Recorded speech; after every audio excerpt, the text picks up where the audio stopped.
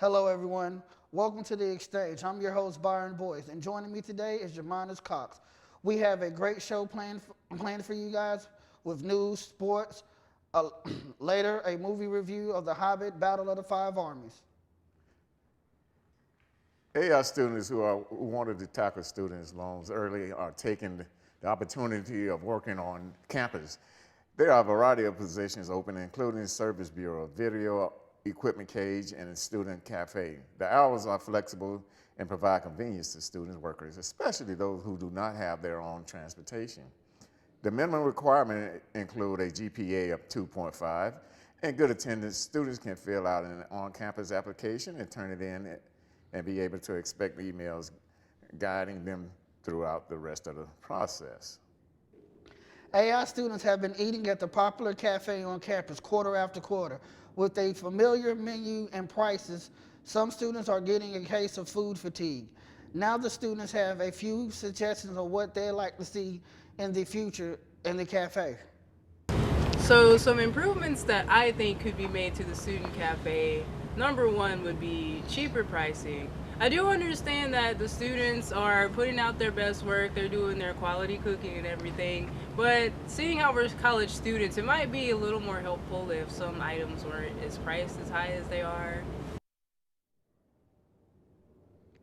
Hopefully there will be some major changes on the way for the students here at the Art Institute. Can we widen their menus?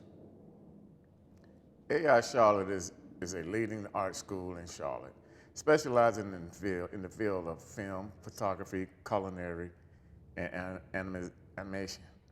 Students come from all over North Carolina to attend AI Charlotte.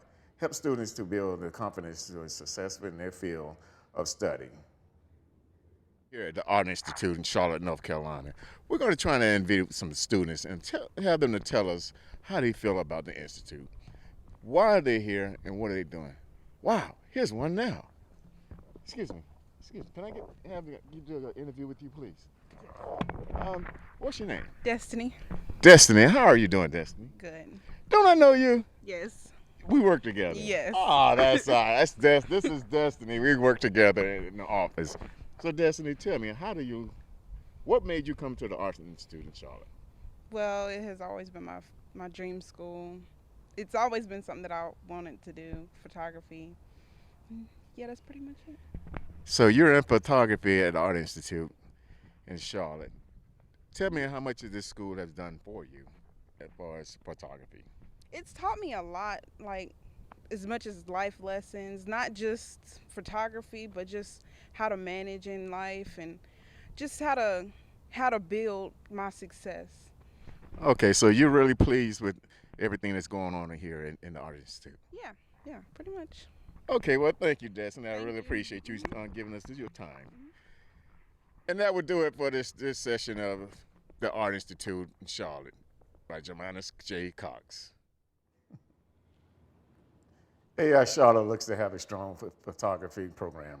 I'm sure she will succeed at finding a job in her field. Now it's time for us to take a quick commercial break. We'll get right back to you with sports.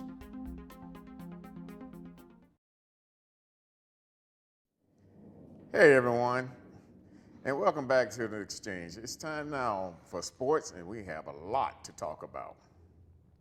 The Super Bowl this weekend, the Patriots took the win over the weekend, 28-24.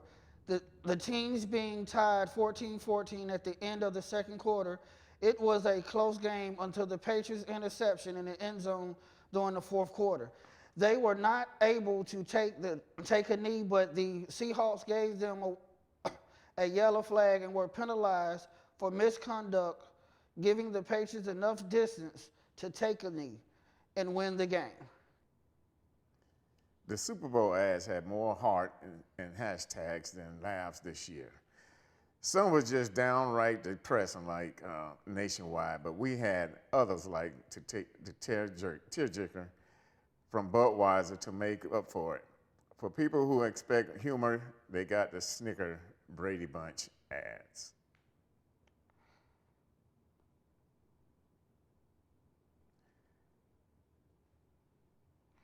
let's take another break, and we'll be right back with a review of the latest Hobbit movie, The Battle of the Five Armies.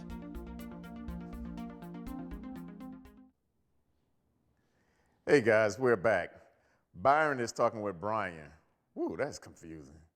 About the latest Hobbit movie, The Battle of the Five Army Guys.